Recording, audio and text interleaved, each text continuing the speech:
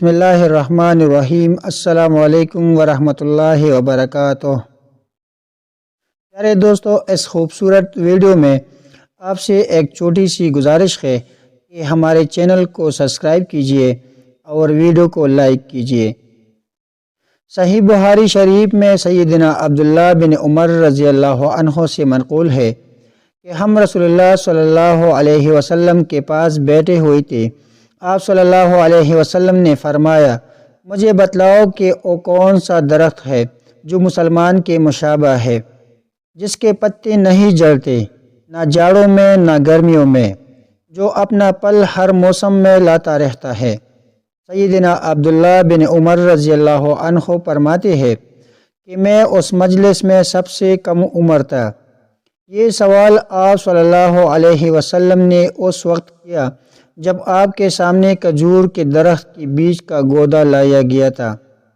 تو آپ صلی اللہ علیہ وسلم نے قرآن مجید کا یہ آیات تلاوت فرمایا، کیا آپ نے نہیں دیکھا کہ اللہ تعالیٰ نے پاکیزہ کلمے کی مثال کس طرح بیان فرمائی؟ مثل ایک پاکیزہ درخت کے جس کے جڑ مضبوط ہے اور جس کے ٹہنیاں آسمان میں ہے۔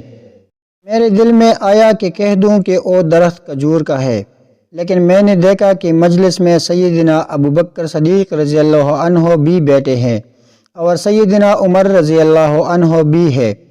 وہ خاموش ہے تو میں بھی چپ رہ گیا۔ رسول اللہ صلی اللہ علیہ وسلم نے فرمایا، وہ درخت کھجور کا ہے۔ جب آپ صلی اللہ علیہ وسلم یہاں سے اٹھ کر تشریف لے گئے تو میں نے اپنے والد سیدنا عمر رضی اللہ عنہ سے یہ ذکر کیا تو آپ رضی اللہ عنہ نے فرمایا، پیارے بیٹے، اگر تم یہ جواب دے دیتے تو مجھے تو تمام چیزوں کے مل جانے سے بھی زیادہ محبوب تھا۔